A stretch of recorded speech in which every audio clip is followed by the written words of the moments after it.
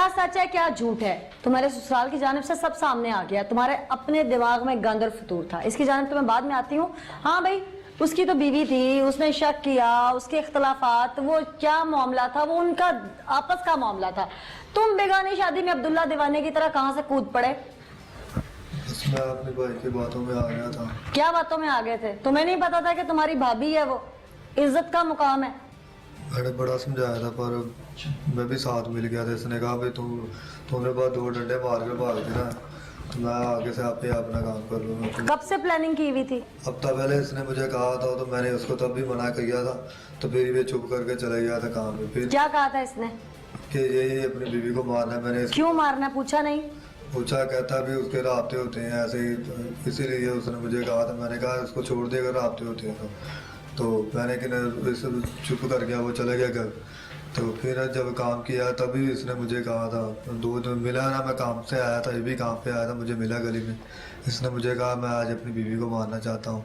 तो मैंने कहा अभी तुमने मारना ज़रूर छोड़ दो इसको। तो लिहाजा इसने नहीं ऐसे किया, इसने मुझे भी बातों में लेकर साथ में इसने मुझे। क्या कोई लालच दिया था? कोई लालच नहीं। ऐसे तो बातों में कोई नहीं आता ना। मारने की बात थी, कोई किसी को कहीं छोड़ने की या कहीं पे कोई लेने ले जाने की, पिकनिक मनाने की बात तो नहीं थी कि बातों में आके इंसान बहल जाता है। बस इसने मुझे ऐसे बातें 2-4 बार इसने मुझे कहा था। तुमने घर में अपनी वालदा को नहीं बताया? नहीं, वालदा को किसी शख्स को पता नहीं था। चलो, उसके दिमाग पर शैतान था। तुम तो एक ऐसे इंसान थे जो तीसरा बंदा था दोनों के दरमियान। तुम सुन रहे थे बात, तुम घर में किसी को बताते कि भाई ये प्लान कर रहा है। तब मेरे ज़हन में भी क्यों? आ गया था। क्राइम पार्टनर हो एक दूसरे के। नहीं, मेरे भाई ने मुझे ऐसे बातों में ऊंचा बोलो। मेरे भाई ने मुझे बातों में लगाया था, इस बातों में आ गया था। मैं भी तुम्हें बातों में लगा रही हूँ। पीछे वर्दी वाले गिरेबान पकड़ो जरा। गलती हो गई, पकड़, माफी। चल इसी का पकड़ ले। समझ आ रही है ना कि ये जुर्म है? पीछे वर्दी है, नहीं हाथ लगाना। तो ये जुर्म समझ नहीं आ रहा था? बातों में मैं भी लगाती हूँ। मारो इसको चपेट, थप्पड़ मारो इसे। मुझे अब एहसास होने लगा। मुझे थप्पड़ मारो ना, मैं बंदा मारने को थोड़ी कह रही हूँ। मार लोगे? नहीं मान। हैं? इसकी वजह से फंस गए हो ना? जी। चलो गुस्से में मार लो। हाँ, बस मुझे माफी। मतलब अपने भाई के लिए तुम्हें सेंस है कि मैंने इसको थप्पड़ नहीं मारना, और तुम इसके पीछे लग के एक बंदा मारने, एक खातून मारने चल पड़े जिससे तुम्हारे दोहरे रिश्ते हैं। यानी कि तुम्हारी खाला की बेटी भी वो है और तुम्हारी भाभी भी है, तुम्हारी भतीजी की माँ भी है। ऐसे ही है जी। समझ नहीं आ रही बात मुझे। तुम्हें अपनी क्या गरज थी वो बताओ? तुम्हारी बात नहीं मानती थी?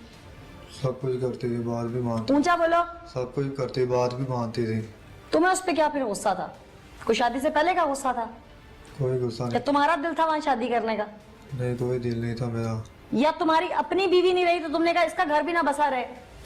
ऐसी बात नहीं, बस इसकी बातों में आ गए, शैतान ज़हन में आ गए। क्या शैतान ने कुछ तो समझाया होगा ना? वो क्या ज़हन में आया था, मैं वो पूछ रही हूँ। बस यही ज़हन में आया कि इसकी बातों में लगकर मैंने, उसने मुझे कहा तू फीडर पीते हो? नहीं। रोटी को चोची कहते हो? हैं? मैं तुम्हें कह रही हूँ थप्पड़ मारो, अब बातों में नहीं आ रहा तुम। या तुम 3 साल के छुन्ने मुन्ने हो, तुम्हें चॉकलेट का लालच दिया, तुम्हें किसी ने कोई टॉफी का लालच दिया और तुम मान गए। तो तुम उन लोगों के लिए किसी इंसान को कत्ल करना कोई मायने नहीं रखता। कोई गिरज नहीं, कोई रंजिश नहीं, कोई गुस्सा नहीं। भाई ने कहा बातों में आया, मार दी। जो तुम्हारे अपने दिल में कोई चोर था पहले से?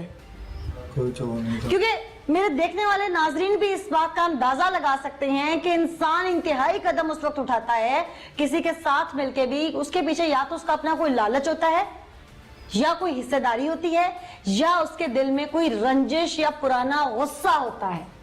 वरना कोई किसी के कहने पर किसी को सुई नहीं चुभोता। आज के दौर में सगे बहन भाई एक दूसरे के शरीक बनते हैं बड़े होने के बाद, जब शादियां हो जाती हैं।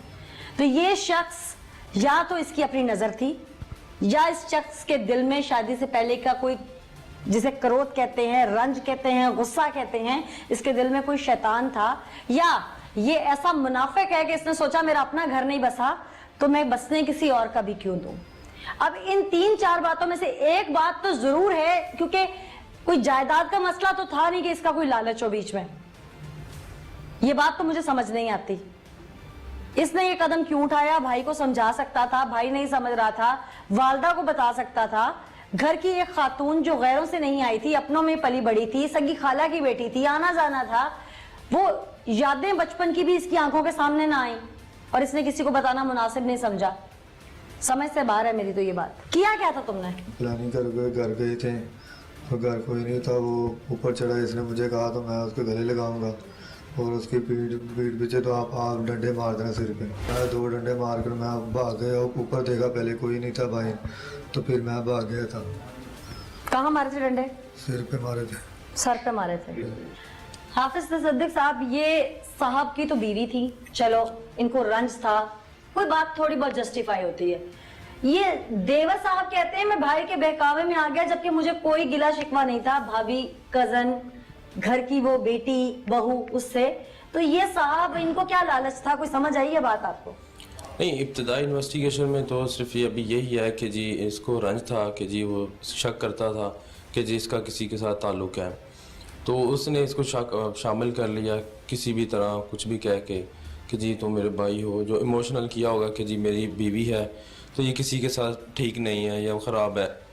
तो इस बेस पे इनका प्लानिंग इन्होंने काफ़ी दिनों से की हुई थी। तो घर में किसी और को पता नहीं, इन्वॉल्वमेंट नहीं? अभी इब्तदाई इन्वेस्टिगेशन में अभी तक कोई ऐसा नहीं, ये दोनों के सवाब। तो इन्होंने तो प्लानिंग की हुई थी कि जी हम इस तरह कोई उसको मर्डर कर देंगे जिस दिन भी हमें मौका मिला। उस दिन बाई चांस ये आया, फिर उसने भाई को बुला लिया, तो इन्होंने कहा कि जी मैं उसको हक करूँगा तो तुम उसके सर पे डंडे मार देना।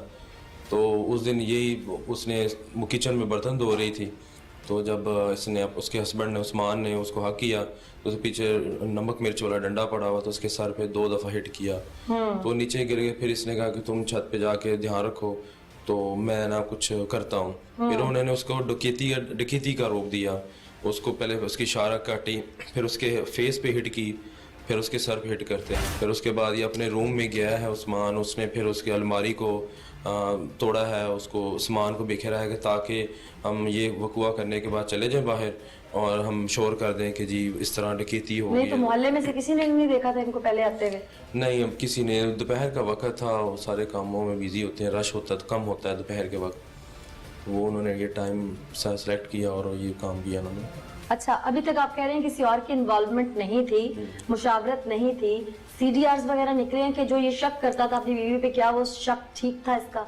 हमने उनको भी शामिल तफ्तीश किया है, कोई ऐसी एविडेंस नहीं मिली। यानी कि इसकी बीवी गलत नहीं थी, इसका सिर्फ एक दिमाग का फतूर था। जब इन्होंने डकैती का रंग दिया तो पुलिस के लिए तो ये बहुत बड़ी बात होती है, डकैती के दौरान मर्डर, तो यकीनन दौड़ लगी होगी। तो फिर इन्वेस्टिगेट कितनी देर में हुआ, कंक्लूड कितनी देर में हुआ? जब हम 15 की कॉल पे पहुंचे हैं तो फिर हमने बारी बारी सबको बुलाया कि इनके फैमिली मेंबर्स कौन से हैं। उस्मान आया तो वहाँ पे वॉमिटिंग करना स्टार्ट कर दी इसने, खून को देख के ड्रामा रचाना शुरू कर दिया। फिर ये आस्ता आस्ता उन्होंने कहना शुरू कर दिया कि जी लड़की का करैक्टर ठीक नहीं था, तो शायद मे भी वो मर्डर कर गए हों। तो ये डकैती से हटते जा रहे थे, तो हमें ये डाउट होता जा रहा था। फिर हमने कहा 2-3 दिन के बाद हमने फिर इनको बुलाया कि जी आप आएँ, क्योंकि ये मदई भी बनना चाह रहे थे, तो ये फोर्स कर रहे थे कि जी मदई हमें ही बनाया जाए, हमारा राइट है। तो हमें ये काफ़ी इस बात पे भी शक पैदा हो गया था। फिर हमने इसको बुलाने की कोशिश की इसकी फैमिली के थ्रू, वालदा और वालिद के थ्रू, तो उन्होंने कहा ये हॉस्पिटल एडमिट है, उसकी तबीयत बहुत ज़्यादा ख़राब है। फिर हमने कहा चले ठीक है, कोई बात नहीं, आप उसकी केयर करें। तो जब ये ठीक हुआ तो उसको हमने बुलाया कि जी आके हमें बयान दें कि आपको किस तरह शक है कि जी उसको किसी ने शक के बिना पे या कोई ऐसे मर्डर कर गया। तो क्रॉस क्वेश्चनिंग में ये अपने आप को डिफेंड नहीं कर सका, तो इसने इतराफ़ कर लिया था कि जी मैंने इस बेस पे शक करता था, तो फिर उस टाइम मुझे मौका मिला, मैंने और मैं अपने भाई के साथ मर्डर कर दिया। जिस वक्त इसने मर्डर किया उसमें 4 माह की बच्ची भी वहीं मौजूद थी? जी जी बिल्कुल, वो सोफे पे उसको लिटा के वालदा उसकी जो इरम शहजादी है मकतूला, वो बर्तन धो रही थी। ठीक, अभी तक की पुलिस इन्वेस्टिगेशन यही कहती है कि इस शख्स के दिमाग का फतूर था और इसके भाई ने इस फतूर में इसका साथ दिया। अब इसी मुलजिम की जानिब चलते हैं और इससे जानते हैं कि आखिर ये सब करके इसको